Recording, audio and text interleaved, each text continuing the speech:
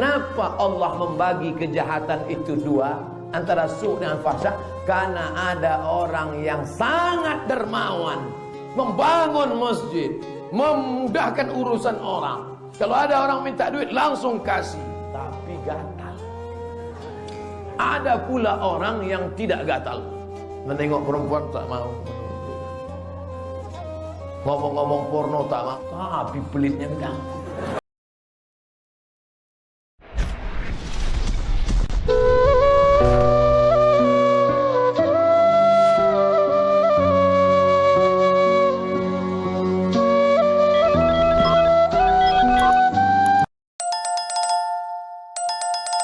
Assalamualaikum warahmatullahi wabarakatuh.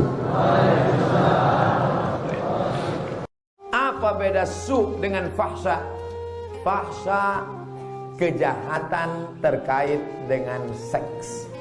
Su' kejahatan non seksual. Kenapa Allah membagi kejahatan itu dua, antara su' dengan fahsya? Karena ada orang yang sangat dermawan, membangun masjid, memudahkan urusan orang. Kalau ada orang minta duit langsung kasih, tapi gatal. Ada pula orang yang tidak gatal, menengok perempuan tak mau, ngomong-ngomong porno tak mau, tapi pelitnya enggak. Makanya dalam Islam, ibadah itu menyelamatkan dari seks dan non seks. Inna sholata tanha anil fahsya wal munkar. Mudah-mudahan kita selamat dari yang seks. Metode cepat hafal Quran itu gimana Pak Ustadz? Quran saya yang ingat dulu aja udah hilang. Dulu waktu di Al-Azhar kuliah, tahun pertama wajib hafal 2 juz, tahun kedua 2 juz, tahun ketiga 2 juz, tahun keempat 2 juz, mata kuliah 13. Kalau nggak lulus 13 mata kuliah, naik bawa 1. Kalau nggak lulus 3 mata kuliah, potong beasiswa 25%. 2 tahun nggak lulus, potong beasiswa 50%. 3 tahun nggak lulus, DO, drop out, diusir dari Al-Azhar, siap-siap buat rakit hanyut dari Sungai Nil ke Sungai Siak. Kejam Al-Azhar, tapi disiplin dia. Pendidikan baik. Nyontek nggak boleh. Kalau ketangkap nyontek, langsung dicabut visa 1 tahun, dipulangkan ke Indonesia. Begitu pulang saya jadi dosen, saya terapkan di kelas. Jangan nyontek. Yang nyontek, awas. Kata mahasiswa, sama bapak aja nggak boleh, yang lain boleh. Nah, dulu kami menghafal tuh karena takut nggak naik, takut nggak makan, takut nggak beasiswa, takut putus. Sebelum sholat subuh hafal 1 halaman. Sebelum sholat subuh, karena waktu itu kepala masih kosong, memori masih kuat. Sebelum sholat subuh hafal 1 halaman. Nanti diulang pada saat sholat qabliyah. Qabliyah zuhur, sholat zuhur, ba'diyah zuhur, qabliyah asar, qabliyah maghrib, ba'diyah maghrib, qabliyah isya, ba'diyah isya. Diulang dalam sholat. Setelah itu didengarkan ke teman. Hafal sebelum subuh, diulang-ulang dalam sholat, didengarkan ke teman, namanya tasmih. Bro, coba dengarkan bacaan saya. Yang keempat, ditulis di kertas. Karena sekali menulis di kertas sama dengan mengulang 10 kali. Karena nulis itu pelan. Itu yang kami pakai dulu. Pak Ustadz, saya mau tanya masalah riba Pak Ustadz. Apakah sama dosa si periba yang memberikan pinjaman uang dengan si korban yang minjam uang? Yang minjam kena riba, yang makan uang riba juga kena riba. Sama. Saya pinjamkan 100.000, bayarnya 120.000. Pinjamkan 1 juta, bayarnya 1.200.000. Lalu dimakan duitnya. Mana ada orang makan duit? Duitnya dibelikan lontong sayur. Allahumma barik lana fima razaqtana wa qina azabannar. Yummy. Sepiring lontong berubah menjadi setetes darah. Setetes darah masuk ke dalam jantung karena jantung akan menyemprotkan darah naik ke otak. Setetes darah dari jantung naik ke otak. Nasiyatin kadzibatin khati'ah. Ubun-ubun, penipu, pembohong, pendosa. Kenapa ubun-ubun? Karena dari jantung naik ke ubun. Jangan sampai ubun-ubun anak kita kotor karena kita kasih duit riba, baik yang meminjam maupun yang memberikan pinjaman riba. Sepiring nasi goreng. Kok tiba-tiba Ustadz dari lontong ke nasi goreng? Terserah saya, yang ceramahkan saya. Sepiring nasi uduk, sepiring ayam penyet berubah menjadi setetes darah, darah berubah menjadi daging.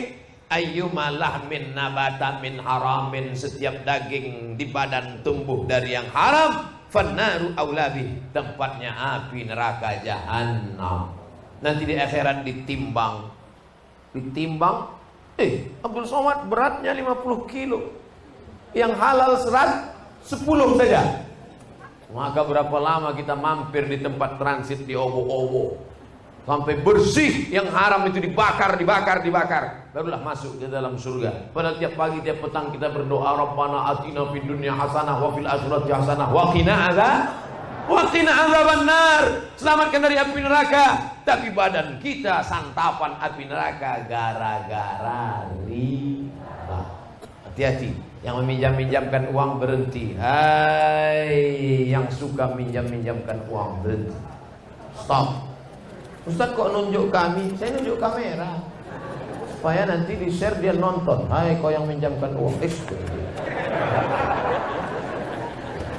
Alladzina yakuluna riba, orang yang makan riba, la yaqumuna illa kama yaqumul ladzi yatakhabbatu asyaitanu minal mas. Yatakhabbatu syaitanu minal mas. Orang yang makan riba nanti di akhirat bangun dari kubur seperti orang kerasukan setan. Kerasukan setan itu bahasa Jawanya apa? Kesambet, kesurukan. Nah, itulah dari itu. Nauzubillah. Mudah-mudahan kita selamat anak cucu kita dari riba. Lebih baik penampilanmu bersahaja sederhana daripada kaya tapi karena riba.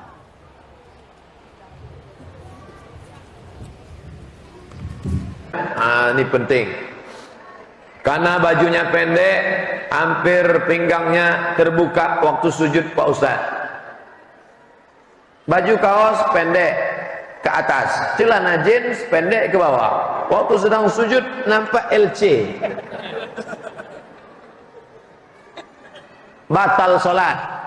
Laki-laki yang sholat terbuka auratnya, perempuan yang sholat terbuka auratnya, maka sholatnya batal. Sholat yang batal mesti diulang. Sholat yang diulang namanya sholat i'adah. Sholat itu 3. Usolli fardal asri arba'a raka'atin adaan, usolli fardal asri arba'a raka'atin qadaan, usolli fardal asri arba'a raka'atin i'adatan. Orang yang mengulang sholatnya tadi namanya sholat i'adah, siaran ulang karena batal.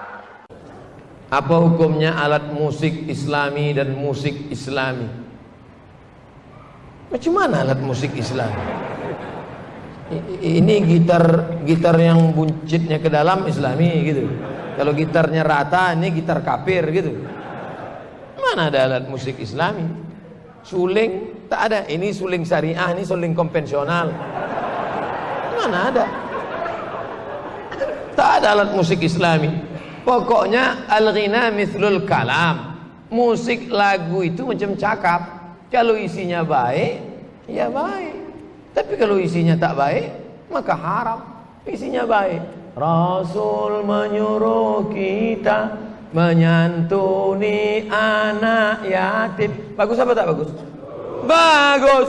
Maka baik religi, mengingatkan pada mati. Nah, tapi kalau sudah mengajak pada bunuh diri, ngajak berzina, maka haram. Nauzubillah. Bagaimana saat bulan puasa, habis berhubungan suami istri, bangunnya kesiangan? Apakah puasanya sah?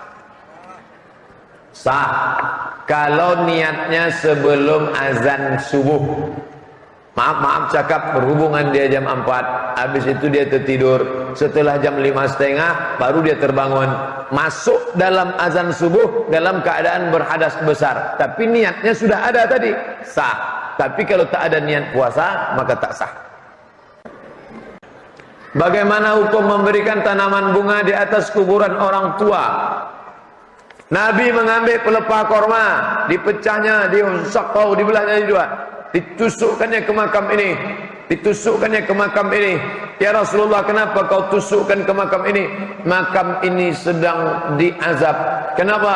Yamshi bin namimah, membawa-bawa cakap ya si A tentang si B, dibawa oleh si C, berkelahi si C dengan si A gara-gara mulut si B. Ditusukkan Nabi pelepah korma. Ini kenapa? Lam yastanzih, lam yastabri, maaf cakap, kencing tak berbasuh. Maka ditusukkan Nabi pelepah korma. Kenapa pelepah korma? Karena ternyata makhluk-makhluk ini bertasbih. Pelepah korma bertasbih, maka ringanlah orang tadi karena tasbihnya sampai. Komentar Imam Nawawi, kalau tasbih pelepah korma sampai, apalagi bacaan Quran orang beriman. Itu salah satu dalil baca Quran untuk orang mati. Nah, sekarang dia tidak pelepah korma, ditanamnya pokok sawit di atas. Ya tak apa-apa, baik, apa salahnya? Katanya dapat menggugurkan dosa, Pak Ustaz. Bukan menggugurkan dosa. Pokok-pokok kayu itu bertasbih, tasbihnya turun kepada orang meninggal dunia. Makanya kalau saya meninggal dunia nanti, jangan dibuatkan batu pualam. Ada saya tengok makam, batu pualam ditutupkannya. Tak ada tanam-tanaman sama sekali. Jangan sampai. Paling tidak ada agak sebatang dua batang tanam-tanaman di situ. Pernikahan ketika niat ingin berpisah tapi tak jadi karena pertimbangan. Orang ketika nikah itu, kalau dia berniat, ambo berniat nikah 24 jam tunai, maka nikahnya nikah kontrak. Dalam Islam nikah kontrak haram, namanya nikah mut'ah. Zaman dulu pernah nikah mut'ah karena perang. Setelah tahun Khaybar diharamkan Nabi Muhammad SAW. Tak boleh lagi. Tak boleh nikah kontrak. Aku nikahi engkau dengan kontrak sampai tanggal 5 boleh, tunai. Syiah yang nikah kontrak. Apa hukumnya sunat bagi wanita dewasa yang baru mu'allaf? Tidak perlu. Wajibnya khitan bagi anak kecil, dikhawatirkan mudarat, maaf cakap pendarahan dan lain sebagainya. Kecuali laki-laki dewasa, maka sunat lapor ke Ustadz Al-Nob supaya dibawakan namanya sunatron, tidak dijahit, hanya pakai lem, macam lem Altiku. Saya sudah mengiklankan sunatron, simbolnya sunatron, sunat pagi sore, bisa akad, tidak pakai sarung, langsung pakai celana. Anak saya lahir 8 hari sunat. Saya sangka sudah pemecah rekor. Anak Ustadz Al-Nob 3 hari disunat. Kalian kalau mau memecahkan rekor waktu anak itu lahir, langsung sunat. Sunatron. Perempuan khitan menurut mazhab Syafi'i wajib, menurut Maliki mukarramatun, menurut Hanafi Ambali tak wajib. Saya menyuruh jamaah keponakan, kalau dokter di rumah sakit tak mau karena dilarang PBB, maka cari bidan kampung, karena menghitan itu untuk menurunkan libido seksual. Manfaatnya bagus. Tapi bagi yang sudah lewat, jangan lagi dikhawatirkan pendarahan dan lain sebagainya.